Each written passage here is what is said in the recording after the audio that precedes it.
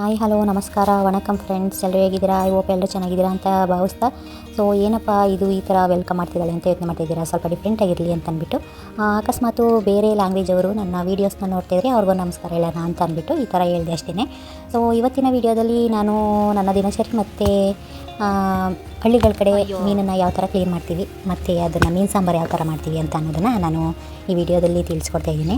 ಯಾರೆಲ್ಲ ಹೊಸದಾಗಿ ನನ್ನ ಚಾನಲ್ನ ನೋಡ್ತಾ ಇದ್ದೀರಾ ಪ್ಲೀಸ್ ಸಬ್ಸ್ಕ್ರೈಬ್ ಮಾಡಿ, ಇದೇ ಥರ ಸಪೋರ್ಟ್ ಮಾಡಿ, ವೀಡಿಯೋನ ಸ್ಕಿಪ್ ಮಾಡಿದೆ ಪೂರ್ತಿ ನೋಡಿ. ವೀಡಿಯೋ ಇಷ್ಟ ಆದರೆ ಹಾಗೆ ಹೋಗಬೇಡಿ, ಒಂದು ಲೈಕ್ ಮಾಡೋಗಿ ಅಂತ ಕೇಳ್ಕೊಳ್ತಾ ಇದ್ದೀನಿ. ಫ್ರೆಂಡ್ಸ್, ನಾನು ಬೆಳಿಗ್ಗೆ ಮಕ್ಕಳನ್ನ ಸ್ಕೂಲ್ಗೆ ಎಲ್ಲ ರೆಡಿ ಮಾಡಿ ಆಮೇಲೆ ನೆಕ್ಸ್ಟ್ ಊಟ ತೊಗೊಂಡು ನಾನು ಬಂದಿದ್ದು. ನಮ್ಮಮ್ಮ ಮತ್ತು ನಮ್ಮ ಯಜಮಾನರು ಬೆಳಿಗ್ಗೆನೇ ಬಂದಿದ್ದರು. ಇವತ್ತೇನು ಲೇಬರ್ಗಳನ್ನ ಕರ್ಕೊಂಡಿರಲಿಲ್ಲ. ಅವತ್ತು ಒಂದು ಅರ್ಧ ಹೊಲ ನೆಲ ಹೂಳೋಕ್ಕೆ ಅರಿತಾ ಇರಲಿಲ್ಲ. ಸೊ ಹಾಗಾಗಿ ನೀರು ಹಾಕ್ಕೊಂಡು ಉತ್ಕೊಂಡ್ರೆ ಆಯಿತು ಅದನ್ನ ನಿಧಾನಕ್ಕೆ ಅಂತ ಅಂದ್ಬಿಟ್ಟು ಅದೊಂದು ಅರ್ಧ ಹೊಲ ಬ್ಯಾಲೆನ್ಸ್ ಇತ್ತು, ಅದನ್ನು ರೆಡಿ ಮಾಡೋಣ ಅಂತ ಅಂದ್ಬಿಟ್ಟು ನಾವೇ ಬಂದಿದ್ವಿ. ಸ್ವಲ್ಪ ಸೋನೆ ಟೈಪು ಫ್ರೆಂಡ್ಸ್, ಮಳೆ ಅನ್ನುತ್ತಾ ಇತ್ತು, ವಾತಾವರಣ ತುಂಬ ಕೂಲಾಗಿದೆ. ಸೊ ಇವಾಗ ಕೆಲಸ ಎಲ್ಲ ಮುಗೀತು, ಮನೆ ಕಡೆ ಹೊರಟ್ವಿ. ಇವಾಗ ಹೊಲದಿಂದ ಬರುವಾಗ ಅಲ್ಲೇ ಮೀನು ಮಾರ್ತಿದ್ರು ಅಂದ್ಬಿಟ್ಟು ಮೀನು ತಂದಿದ್ದೀವಿ. ನೋಡಿ ಎಂತ ಮೀನಮ್ಮ, ಇವ್ರ ಹೆಸರೇನು? ಇವ್ರ ಹೆಸರು ಜಿಲೇಬಿ. ಇನ್ನೂ ಜೀವಾಗದೆ ಯಾವುದೋ ಬಾಲ ಅಲ್ಲಾಡ್ತಾ ಅದು ಯಾವುದೊಂದು ಅಲ್ಲಾಡ್ಸಿ ನೋಡ್ಬೇಕಾರೆ. ಇದು ಮೀನು ಜಾಮೂನ್ ಮೀನು ಅಂದಮೇಲೆ ಮುಳ್ಳು ಇದ್ದೇ ಇರ್ತದೆ, ಯಾವ ಮೀನಲ್ಲಿ ತಾನೇ ಮುಳ್ಳು ಇರೋದಿಲ್ಲ ಹೇಳಿ ಫ್ರೆಂಡ್ಸ್. ಆದರೆ ಇದು ಸಾಂಬಾರಿಗೆ ತುಂಬ ರುಚಿಯಾಗಿರ್ತದೆ. ಆದರೆ ಇಲ್ಲ ಐತೆ ನೋಡಿ, ಮಕ್ಕಳು ಮರಿಗೆ ತಿನ್ನಿಸ್ಬೇಕು ಅಂತಂದರೆ ಈ ಥರ ಮೀನು ತಗೊಳ್ಳಿ ಫ್ರೆಂಡ್ಸ್. ಇದರಲ್ಲಿ ಜಾಸ್ತಿ ಮುಳ್ಳು ಇರೋದಿಲ್ಲ, ಈ ಬೆನ್ನೊಂದು ಮೂಳೆ ಇರುತ್ತಲ್ಲ ಅದೊಂದರಲ್ಲಿ ಮಾತ್ರ ಮುಳ್ಳು. ಇದ್ರ ಹೆಸರೇನು ಗೊತ್ತಾ? ಹುಚ್ಚು. ಇವೇ ಮೀನುಗಳ ಹೆಸರು ನನಗೂ ಗೊತ್ತಿಲ್ಲ. ನಮ್ಮ ಮಹಾಪ್ರಭುಗಳು ಇಲ್ಲಿ ಕೂತಿದ್ದಾರೆ, ಇವರನ್ನು ಕೇಳಿ ನಾನು ಹೇಳ್ತಾ ಇದ್ದೀನಿ ಅಷ್ಟೇ ಫ್ರೆಂಡ್ಸ್. ಮೀನಿರೋ ಕೆರೆಗಳಲ್ಲಿ ಕೂಲಿ ಬೇಟೆ ಅಂತ ಆಡ್ತಾರೆ. ಆವಾಗ ಇವು ನೀರೊಳಗೆ ಈ ಥರ ರೆಕ್ಕೆನ ಬಿಟ್ಕೊಂಡು ಹೋಯ್ತಾ ಇರ್ತಾವಂತೆ. ಇವು ನೀರೊಳಗೆ ಹಿಡಿಯೋಕ್ಕಾಗೋದಿಲ್ಲಂತೆ ಫ್ರೆಂಡ್ಸ್, ಈ ಮುಳ್ಳಲ್ಲೇ ಹೊಡಿತಾವಂತೆ. ಇಟ್ಕೊಳಕ್ಕೆ ಹೋಗೋರಿಗೆ ಹುಷಾರಾಗಿ ಇಟ್ಕೋಬೇಕು. ನೋಡಿ ಯಾವ ಥರ ಐತೆ ಮುಳ್ಳು ಅಂತ ಅಂದ್ಬಿಟ್ಟು, ಭಾರಿ ಚೂಪಾಗೈತೆ ಫ್ರೆಂಡ್ಸ್. ಕೂಲಿ ಬೇಟೆ ಅಂತಂದರೆ ನಮ್ಮ ಹಳ್ಳಿಗಳ ಕಡೆ ಆಲ್ಮೋಸ್ಟು ನಮ್ಮ ಭಾಗದ ಜನಗಳಿಗೆಲ್ಲ ಗೊತ್ತಿರುತ್ತೆ. ಕೂಲಿ ಬೇಟೆ ಅಂದರೆ ಎಷ್ಟು ಜನಕ್ಕೆ ಗೊತ್ತು, ಎಷ್ಟು ಜನಕ್ಕೆ ಗೊತ್ತಿಲ್ಲ ಅಂತ ನನಗೆ ಗೊತ್ತಿಲ್ಲ. ಆದರೆ ಗೊತ್ತಿಲ್ಲ ಅಂತ ಅನ್ನೋರಿಗೆ ಇದನ್ನು ಹೇಳೋಕ್ಕೆ ಇಷ್ಟಪಡ್ತೀನಿ. ಇವಾಗ ಊರುಗಳು ಗ್ರಾಮ ಅಂತ ಅಂದಮೇಲೆ ಅಲ್ಲಿ ಅಕ್ಕಪಕ್ಕ ಆಗಲಿ ಅಥವಾ ಊರಲ್ಲೇ ಆಗಲಿ ಒಂದೊಂದು ಕೆರೆಗಳಿದ್ದೇ ಇರುತ್ತೆ. ಸೊ ಅದರಲ್ಲಿ ಏನು ಮಾಡ್ತಾರೆ ಅಂತಂದರೆ ನೀರೆಲ್ಲ ಖಾಲಿ ಆಗುತ್ತಲ್ಲ ನೋಡಿ, ಬತ್ತೋಗೋ ಅಂಥ ಸ್ಥಿತಿಲಿ ಇರುತ್ತಲ್ಲ, ಆವಾಗ ಸ್ವಲ್ಪ ನೀರೆಲ್ಲ ಕಮ್ಮಿ ಆದಮೇಲೆ ಅಲ್ಲಿ ಕೂಲಿ ಬೇಟೆ ಅಂತ ಆಡ್ತಾರೆ. ಕೂಲಿ ಬೇಟೆ ಅಂತ ಅಂದರೆ ಒಂದು ಬಿದ್ರು ಬುಟ್ಟಿ ಇರುತ್ತೆ ಫ್ರೆಂಡ್ಸ್. ಬಿದ್ರು ಕಡ್ಡಿಲಿ ಮಾಡಿರೋಂಥ ಬುಟ್ಟಿ ಅದು ಕೆಳಗಡೆನೂ ಹೋಲಿರುತ್ತೆ ಮತ್ತು ಮೇಗಡೆನೂ ಹೋಲಿರುತ್ತೆ. ಆ ಥರ ದಾರದಲ್ಲಿ ಅದನ್ನು ಮಾಡಿರ್ತಾರೆ. ನಿಮಗೆ ಬಿದ್ರು ಬುಟ್ಟಿ ಯಾವ ಥರ ಇರುತ್ತೆ ಅಂತ ಗೊತ್ತಾಗಿಲ್ಲ ಅಂದರೆ ನಾನು ಇಲ್ಲಿ ಫೋಟೋನ ಹಾಕಿದ್ದೀನಿ ನೋಡಿ ಫ್ರೆಂಡ್ಸ್, ಅದೇ ಥರ ಇರುತ್ತೆ. ಇವಾಗ ಗ್ರಾಮ ಪಂಚಾಯತಿ ಕಡೆಯಿಂದ ಇಷ್ಟು ದುಡ್ಡು ಅಂತ ಅಂದ್ಬಿಟ್ಟು ಊರಲ್ಲಿ ಯಾರಾದರೂ ಕೂಡ ಕೆರೆಗಳನ್ನ ದುಡ್ಡು ಕೊಟ್ಟು ಮಾಡ್ಕೋಬೋದು. ಅದರಲ್ಲಿ ಇಷ್ಟು ಲಕ್ಷ ಅಂತ ಅಂದ್ಬಿಟ್ಟು ಕೊಟ್ಬಿಟ್ಟು ಮಾಡ್ಕೋತಾರೆ. ಅವರು ಈ ಕೆರೆನ ಯಾರು ಮಾಡ್ಕೊಂಡಿರ್ತಾರೆ ಅವ್ರು ಮಾತ್ರ ಕೂಲಿ ಬೇಟೆನ ಆಡ್ಸೋಕ್ಕೆ ಸಾಧ್ಯ. ಅವರು ಪಬ್ಲಿಕ್ ಮಾಡ್ತಾರೆ. ಏನಪ್ಪ ಪಬ್ಲಿಕ್ ಮಾಡ್ತಾರೆ ಅಂತಂದರೆ ಇಲ್ಲ 500 ರೂಪಾಯಿ ಇಲ್ಲ 600 ರೂಪಾಯಿ ಈ ಥರ ಕೊಟ್ಬಿಟ್ಟು ಯಾರು ಬೇಕಾದರೂ ಕೂಲಿ ಬೇಟೆನ ಆಡ್ಬೋದು ಅಂತ ಹೇಳ್ತಾರೆ. ಕೂಲಿ ಇರೋರು ಕೂಲಿ ಬೇಟೆ ಆಟ ಆಡ್ತೀವಿ ಅಂತ ಅನ್ನೋರು ಅವ್ರಿಗೆ 500 ಅಥವಾ 600 ಅವ್ರು ಎಷ್ಟು ಅಮೌಂಟ್ ಫಿಕ್ಸ್ ಮಾಡಿರ್ತಾರೆ ಅಷ್ಟನ್ನು ಕೊಟ್ಬಿಟ್ಟು ಅವರು ಕೆರೆ ಒಳಗಡೆ ಹಿಡಿದು ಕೂಲಿ ಬೇಟೆ ಆಡಬೇಕು. ಅವ್ರ ಅದೃಷ್ಟ ಫ್ರೆಂಡ್ಸ್, ಮೀನುಗಳು ಎಷ್ಟಾದರೂ ಸಿಗ್ಬೋದು. ಅವ್ರು ಕೊಟ್ಟಿರೋ ದುಡ್ಡಿಗಿಂತನೂ ಕೂಡ ಜಾಸ್ತಿನಾದರೂ ಸಿಗ್ಬೋದು, ಇಲ್ಲ ಅವ್ರು ಕೊಟ್ಟೋ ದುಡ್ಡಿಗೆ ಲಾಸ್ ಕೂಡ ಆಗ್ಬೋದು. ಅದನ್ನೇ ಹಳ್ಳಿಗಳ ಕಡೆ ಕೂಲಿ ಬೇಟೆ ಅಂತ ಆಡೋದು. ಅವತ್ತು ಕೂಲಿ ಬೇಟೆ ಆಡ್ತೀವಿ ಅಂದರೆ ಫ್ರೆಂಡ್ಸ್, ನಮ್ಮ ಹಳ್ಳಿ ಜನಗಳಿಗೆ ಅದೇ ಒಂದು ಸಂಭ್ರಮ.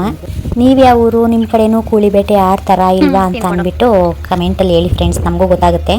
ನಮ್ಮ ಕ್ಯಾಮರಾವನ್ನು ಇಡಲು ಸರಿಯಾದ ಸ್ಥಳವಿಲ್ಲ. ಇವರೆಲ್ಲ ಯಾಕೆ ಬಂದಿದ್ದರು? ಮೀನು ತಿನ್ನಕ್ಕೆ ಬಂದಿದ್ದಾರ? ತಿನ್ಕೊಂಡು ಹೋಗಿಯಾದಾಗ ಒಂದೊಂದು ಹೊತ್ಕೊಂಡು ತಿನ್ಬೇಕಾ ಮೀನ? ಕೋಳಿಗಳು ತಿನ್ಬಾರ್ದ? ಹೊತ್ಕೊಂಡು ಓಡೇ ಬಿಡ್ತದ್ದು. ಫೋನ್ ಮಾಡಬೇಕು, ಇವತ್ತು ನಿಮ್ಗೆ ಬರ್ತಾಳೆ ಅಲ್ವಾ, ಅದಕ್ಕೆ ಮೀನು ತಂದಿವ ಊಟ ಮಾಡ್ಕೋತೀವಿ ಅಂತ ಫ್ರೆಂಡ್ಸ್. ಇವಾಗ ಈ ಥರ ಫಸ್ಟ್ ಮೀನೆಲ್ಲನೂ ಚಾಕುನಿಂದ ಒತ್ತಬೇಕು. ಮೇಗಡೆ ಅದು ಸಿಪ್ಪೆ ಇರುತ್ತಲ್ಲ ಅದು ಹೋಗೋ ಥರ. ಸೊ ಒರ್ದಾದ್ಮೇಲೆ ನೀಟಾಗಿ ಈ ಥರ ಮುಳ್ಳೆಲ್ಲನೂ ತೆಗೆದು ಕಟ್ ಮಾಡ್ಕೋಬೇಕು. ಫಸ್ಟು ಸಿಪ್ಪೆ ಎಲ್ಲನೂ ಈ ಥರ ನೀಟಾಗಿ ಚಾಕುಯಿಂದ ಹೊರ್ಕೊಂಡಿದ್ದೀವಿ ನೋಡಿ. ಇವಾಗ ನೆಕ್ಸ್ಟು ಅದ್ರದ್ದು ರೆಕ್ಕೆ ಇರುತ್ತಲ್ಲ ಎಲ್ಲನೂ ಕಟ್ ಮಾಡಿ ತೆಗಿಬೇಕು.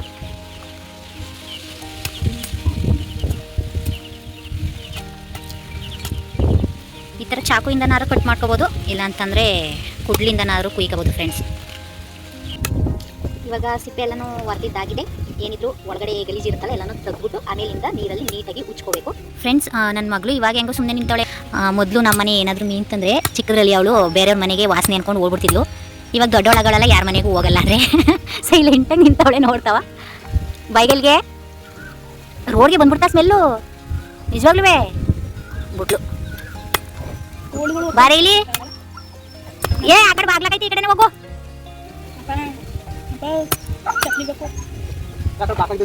ನಾವು ನೀರಲ್ಲಿ ತೊಳೆದು ಕ್ಲೀನ್ ಮಾಡೋಕ್ಕಿಂತ ಮುಂಚೆ ಫ್ರೆಂಡ್ಸ್ ಇದನ್ನು ತೆಗಿಬೇಕು. ಇದು ಬಂದು ಕಿವಿರು. ಈ ಕಿವಿರಿಂದನೇ ಮೀನು ನೀರೊಳಗಡೆ ಉಸಿರಾಡೋಕ್ಕಾಗೋದು. ಸೊ ಇವಾಗ ಇದು ಎರಡೂ ಸೈಡ್ ಇರುತ್ತೆ. ಸೊ ಎರಡೂ ಕಡೆನೂ ಕಿತ್ತು ಕ್ಲೀನ್ ಮಾಡ್ಕೋಬೇಕು. ಅವರು ನಾವು ಜಮೀನ್ ಹತ್ರ ಬರುವಾಗ ಅವರು ಮೀನು ತೊಗೊಂಡು ಹೋಗ್ತಿದ್ರು ಫ್ರೆಂಡ್ಸ್. ಅದು ಕಣ್ಣು ಅಳತೆಗೆ ಕೊಟ್ಟಿದ್ರು.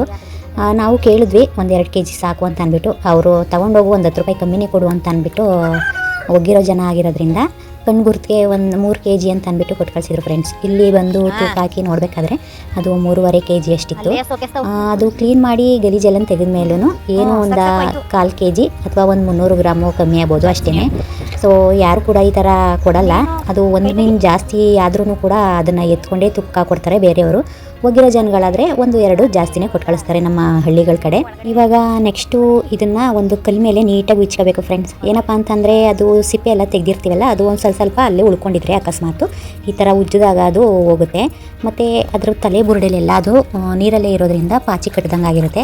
ಈ ಥರ ಕಲ್ ಮೇಲೆ ಉಜ್ಜಿದ್ರೆ ಅದೆಲ್ಲ ಕೂಡ ಕ್ಲೀನ್ ಆಗುತ್ತೆ.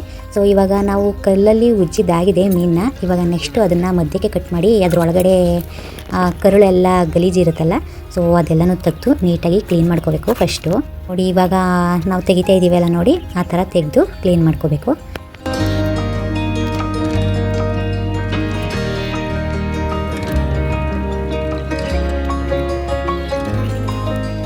ನೀವು ನಲ್ಲಿ ಇದ್ದರೆ ನಲ್ಲಿ ನೀರಲ್ಲೇ ಕೂಡ ಅಲ್ಲೇ ಕಟ್ ಮಾಡಿ ನೀಟಾಗಿ ತೊಳ್ಕೊಬೋದು ಫ್ರೆಂಡ್ಸ್. ಆದರೆ ಈ ಥರ ಉಜ್ಜಿ ತೊಳಿತಾ ಕೂತ್ಕೊಂಡ್ರೆ ನೀರೆಲ್ಲ ಜಾಸ್ತಿ ವೇಸ್ಟ್ ಆಗುತ್ತೆ. ಅದಕ್ಕೆ ಏನು ಮಾಡಬೇಕಪ್ಪ ಅಂತಂದರೆ ಒಂದು ಪಾತ್ರೆಗೆ ನೀರು ಇಟ್ಕೊಂಡು ನೋಡಿ ನಾನು ತೊಳಿತಾ ಇದ್ದೀನಲ್ಲ, ಅಲ್ಲಿ ನೀವೇ ನೋಡ್ಬೋದು ಅದು ಎಷ್ಟು ಕಪ್ಪುಗಿದೆ. ಮತ್ತು ಅದನ್ನು ಕೈಯಲ್ಲಿ ಉಜ್ಜಿ ತೊಳೆಯೋದ್ರಿಂದ ಎಷ್ಟು ಕ್ಲೀನ್ ಆಗ್ತಿದೆ ಸ್ಕಿನ್ನು ಮೀನ್ದು ಅಂತಂದ್ಬಿಟ್ಟು.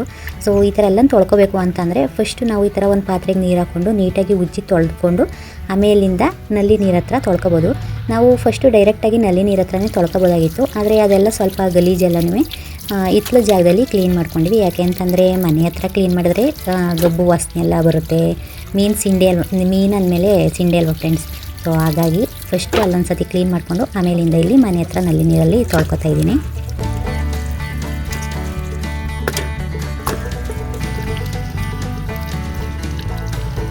ಸೊ ಫ್ರೆಂಡ್ಸ್ ಇವಾಗ ಆ ಮೀನೆಲ್ಲನೂ ತೊಳೆದಿದ್ದಾಗಿದೆ.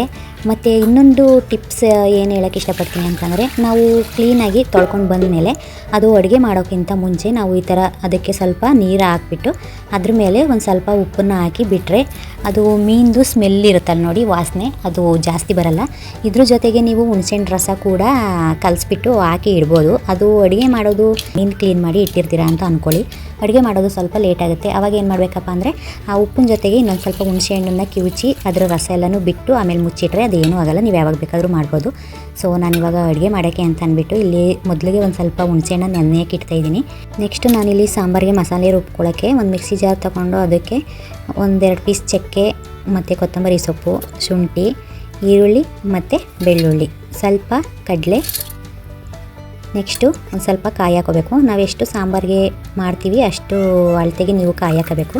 ಇದಾದಮೇಲೆ ನಾನು ಅದಕ್ಕೆ ಒಂದು ಸ್ವಲ್ಪ ನೀರು ಹಾಕ್ಕೊಂಡು ರುಬ್ಕೋತಾ ಇದ್ದೀನಿ. ಇದಕ್ಕೆ ಚಿಕನ್ ಮಟನ್ ಸಾಂಬಾರಿಗೆ ಖಾರ ರುಬ್ತೀವಲ್ಲ ಆ ಥರ ರುಬ್ಬೋದೇನು ಬೇಡ.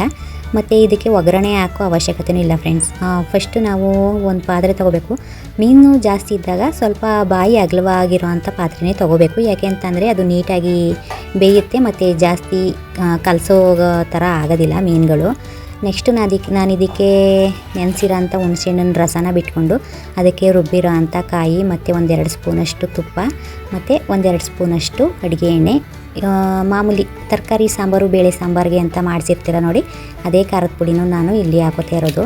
ಅದಾದಮೇಲೆ ಸ್ವಲ್ಪ ಅಡುಗೆ ಅರಿಶಿನ ಪುಡಿ ಮತ್ತು ರುಚಿಗೆ ಎಷ್ಟು ಬೇಕು ಅಷ್ಟು ಉಪ್ಪನ್ನು ಹಾಕ್ಕೊಂಡು ಸ್ಟವ್ ಆನ್ ಮಾಡಿಕೊಂಡು ಇವಾಗ ಇದನ್ನು ನಮ್ಮ ಅಳತೆಗೆ ಸಾಂಬಾರಿಗೆ ಎಷ್ಟು ಅಳತೆ ಬೇಕು ಅಷ್ಟು ನೀರು ಹಾಕ್ಕೊಂಡು ಕುದಿಯೋಕೆ ಇಡ್ತಾಯಿದ್ದೀನಿ. ಅದಾದಮೇಲೆ ನೆಕ್ಸ್ಟ್ ಇಲ್ಲಿ ನಾನು 1-2 ಟೊಮೊಟೊ ಹಣ್ಣು ಕೂಡ ರುಬ್ಬಿ ಹಾಕೋತಾ ಇದ್ದೀನಿ. ಇವಾಗ ಇದು ನೀಟಾಗಿ ಕುದಿ ಬರಬೇಕು ಫ್ರೆಂಡ್ಸ್.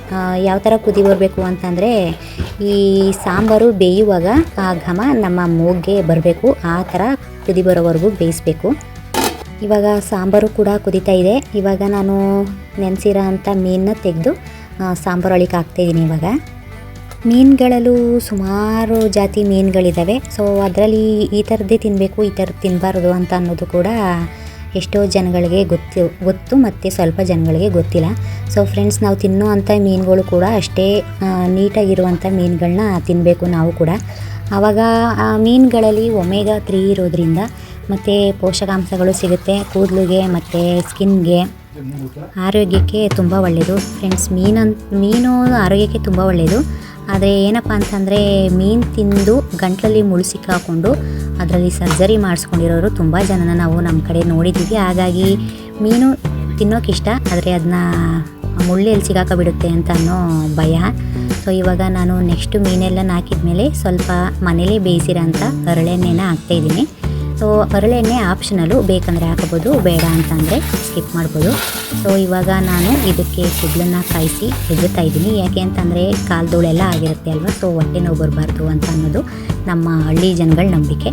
ಸೊ ಇವಾಗ ಮೀನು ಸಾಂಬಾರು ರೆಡಿಯಾಗಿದೆ. ಸೊ ಫ್ರೆಂಡ್ಸ್, ಮೀನುಗಳು ಹಾಕಿದ್ಮೇಲೆ ಒಂದು ಕುದಿ ಮಳಿಸಿದ್ರೆ ಸಾಕು, ಜಾಸ್ತಿ ಕುದಿ ಬರ್ಸಿದ್ರೆ ಮೀನುಗಳೆಲ್ಲ ಪೀಸ್ ಆಗೋ ಚಾನ್ಸಸ್ ಇರುತ್ತೆ. ಸೊ ಇಷ್ಟೇ ಫ್ರೆಂಡ್ಸ್ ನಾವು ಮಾಡೋ ಮೀನು ಸಾಂಬಾರು. ಸೊ ಈ ವಿಡಿಯೋ ನಿಮಗೆಲ್ಲ ಇಷ್ಟ ಆಗಿದೆ ಅಂತ ಅನ್ಕೋತೀನಿ. ಇಷ್ಟ ಆಗಿದ್ದರೆ ಹಾಗೇ ಒಂದು ಲೈಕ್ ಮಾಡಿ, ಕಮೆಂಟ್ ಮಾಡಿ, ನನ್ನ ಚಾನಲ್ನ ಸಬ್ಸ್ಕ್ರೈಬ್ ಮಾಡಿ. ಸಿಗೋಣ ನೆಕ್ಸ್ಟ್ ವಿಡಿಯೋದಲ್ಲಿ. ಬಾಯ್.